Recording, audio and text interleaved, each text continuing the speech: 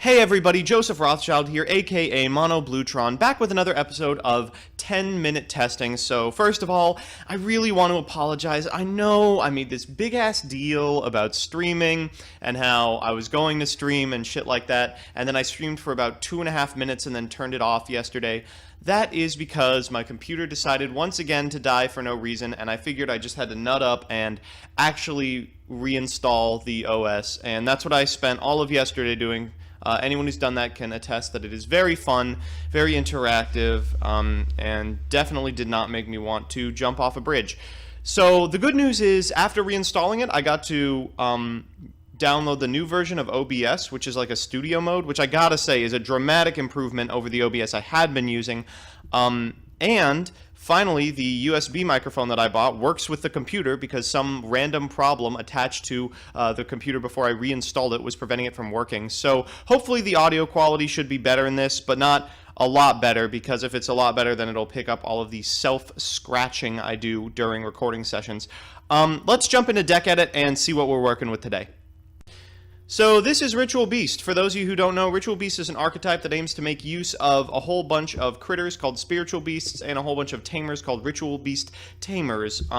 The reason interest in this archetype has really been reinvigorated lately is the release of a new Ritual Beast Tamer that is Winda, and the unlimit of Golden Sarcophagus, which has resulted in a regional top in Georgia that you can see online, although the guy's deck was pretty suboptimal just because he bought it for $15 before the tournament started. So I think we can make some improvements. There's some room for development, but it's nice to know the deck can still put up results.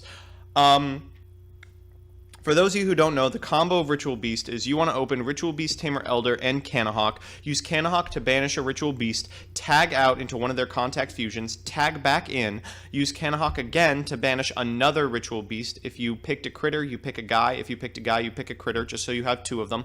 You banish both of them again for Cannahawk. Use Cannahawk's first ability, which returns 2 Ritual Beast monsters from your banish zone to your graveyard and adds a Ritual Beast card to your hand. Then you chain the contact out, targeting the 2 monsters that have not been special summoned yet. This allows you to send 1 card to the graveyard from the banished zone and add 1 spell or trap to your hand with Ritual Beast on it. You can then do that again with the remaining 2 cards in your graveyard if you are okay with not being able to contact out your Cannahawk. If you draw one of these, you obviously don't have to do both. Anyway, here's the cards we're playing. We're playing 2 Apelio, 3 Rampengu, 3 Cannahawk, and a Petalfin. I think this is really what you have to play for critters. Apelio sucks to draw, but he's great if you can get him. Petalfin really sucks to draw, but is great if you can get him, and of course he's tutorable. We have, as far as tamers, 2 Wen. I think I would bump it up to 3 with Golden Sarcophagus if I could find room, maybe take out a Winda. 1 Zeframplica, same thing as Lara, except it's a different name. 3 Elder, which combos with Cannahawk, so you have to play it. And I'm playing 2 Winda. I think I would bring it down to 1 after the games, just because it's not particularly good. What is good about it is a spiritual beast tamer instead of a ritual beast tamer, so it counts as both a critter and a guy. We have 2 Maxi, which, you know, is 2 Maxi. 2 Galaxy Cyclone, just because there aren't a lot of, like, really good floodgates against this deck. There's no, like, the wind imprisoning mirror, so we might as well play the sorcery speed removal. We got 1 Regeki, we got 3 Golden Sarcophagus, sets up better Cannahawk plays. 1 E-Telly, if you're missing either part of the combo, you can just go get the guy.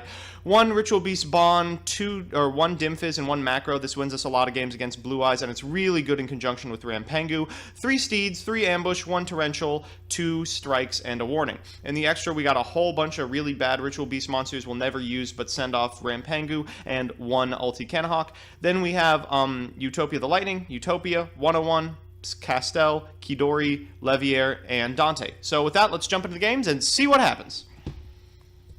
So our first match is against Bujins. Now, I wasn't around for bad Bujin Infernity format, so I don't really know what they do. You can see we've kind of bricked. I opened Winda, so I'll just set Winda and pray that he's stupid. He's not. He's also setting cards, so I don't really know what's going on. I get to normal summon Rampengu, and I'm like, well, I have 2 gold Sarks, so we can basically make things happen here. He breakthroughs my Apelio. I'm like, guess what? I get to contact out in response. And then I'll use Rampengu's effect. I'm just trying to fill up the graveyard to be able to Cannahawk as many times as possible and still be able to contact out. out at instant speed. We're going to use the Cannahawk effect once in order to get a copy of Steeds, and then again to get a copy of Ambush, but not in that order. In the meantime, we can use the actual Cannahawk's effect in order to fill up our banished zone more, which is great. We'll attack his face down card, and I see it's a Bujin, and I'm like, oh shit. One thing this deck doesn't do well is get over honest boosted minions. So he's going to summon Yamato. I'm like, I guess I'll Steeds one guy. Then he summons a Rio. What is this card?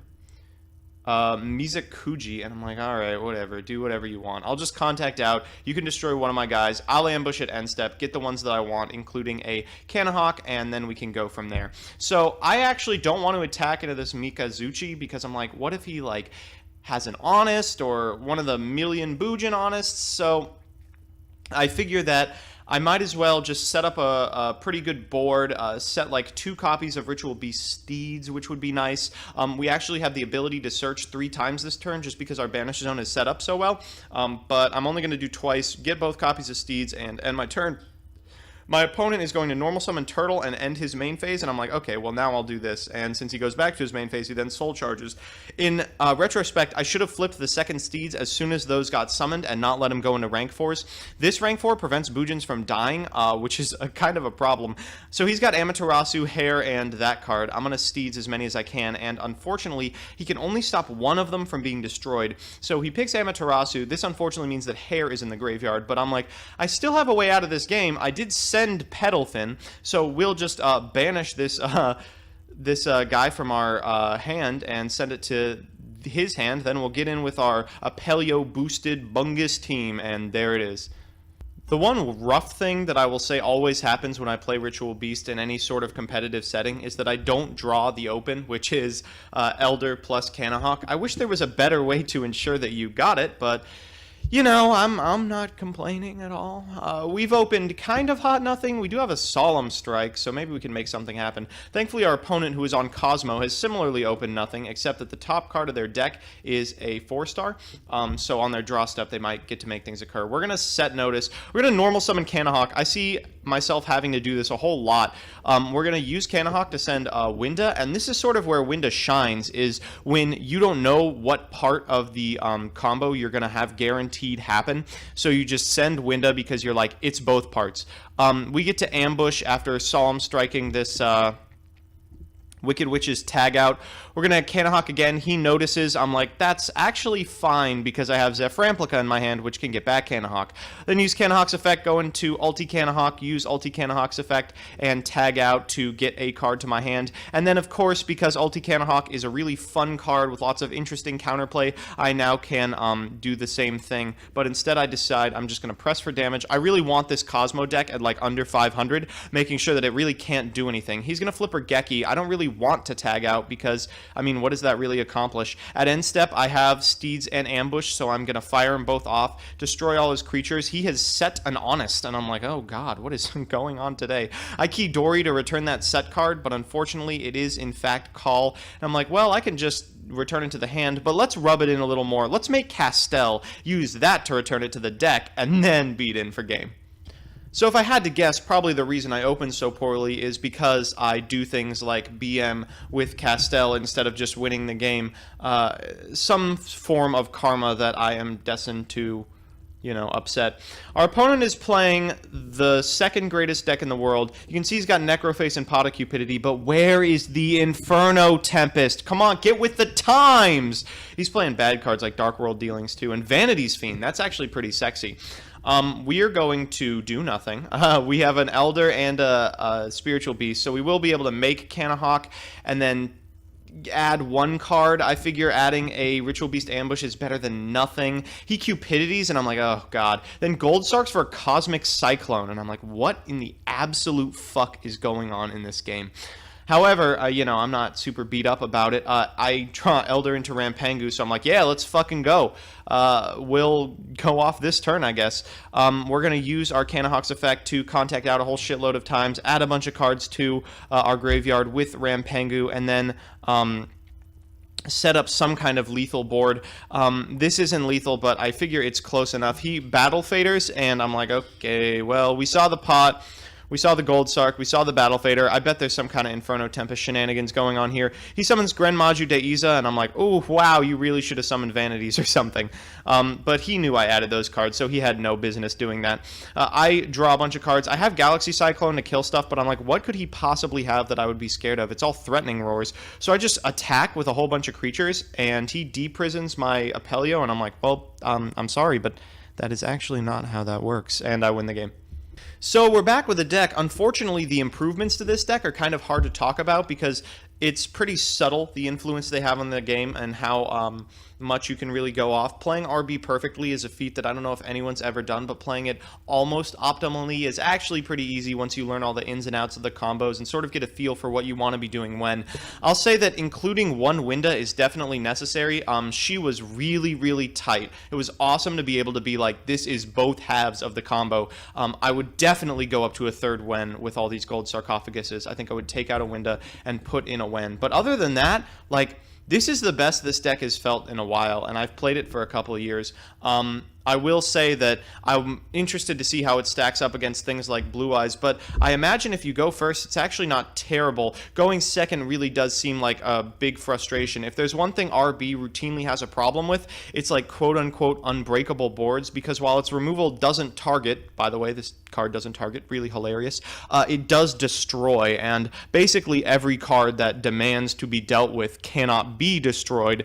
So you have to figure out some like cute pedalfin way of getting it off the board.